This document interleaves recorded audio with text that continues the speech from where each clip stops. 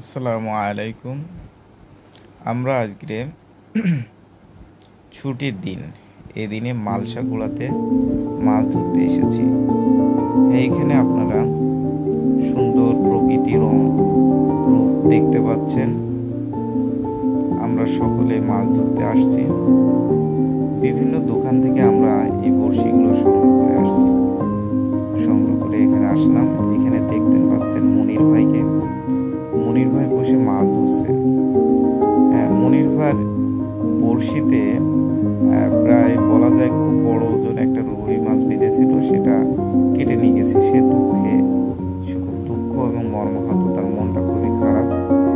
Hello guys, আপনারা সবাই মনির ভাইকে দেখতে পাচ্ছেন, তার বিশেষ সাক্ষাৎকার।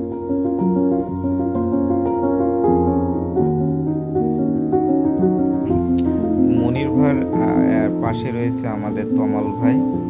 তমাল ভাইয়ের বড়শিতে খুবই সুন্দর বড় 1 কেজি ওজন একটা রুই মাছ বেঁধেছে। এপাশে ভাই আমাদের ড্রাইভার ভাই, সে মাছ ধরছে। আর ওপাশে আমাদের মাছ প্রেমিক ভাই, যে গিয়েছিল আত্মীয় বাড়ি বেড়াতে, এসে সে মাছ ধরতে আসছে। এবং আমিও সে সাথে আপনাদের সাথে আছি, আজাদুর রহমান আজাদ।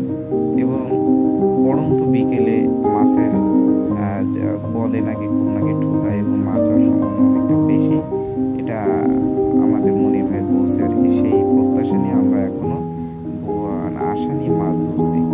আমার বলা যায় 5টা মাছ হয়েছে, যার মধ্যে উল্লেখযোগ্য কই মাছ 3টা, একটি হচ্ছে পুঁটি মাছ, আর 3টা হচ্ছে যে 2টা হচ্ছে যে আপনার তেলাপিয়া মাছ। আর সত্যি কথা, মাছ ধরার যে ফিলিংস, এটা আপনাকে বোঝানো যাবে না। আপনি না আসলে এই সুনামুখের পাহাড়ের দিকে আসবেন এবং আপনারা মাছ ধরবেন। মাছ ধরলেই আপনার অনুভূতিটা প্রকাশ করবে। হ্যালো গাইস, আপনারা আমার চ্যানেলের সাথে থাকবেন, ক্লাসিক্যাল বাংলাদেশ, এবং এই চ্যানেলে আপনারা সাবস্ক্রাইব করবেন। এবং আপনাদেরকে অনেক অসংখ্য ধন্যবাদ। এবং এক ভাই কি জন্য বলছে বারবার যে তার মাছ ঢোকাতেছে কিন্তু উঠছে না, তাই তার ওই মাছটার প্রতি খুবই রাগ হচ্ছে।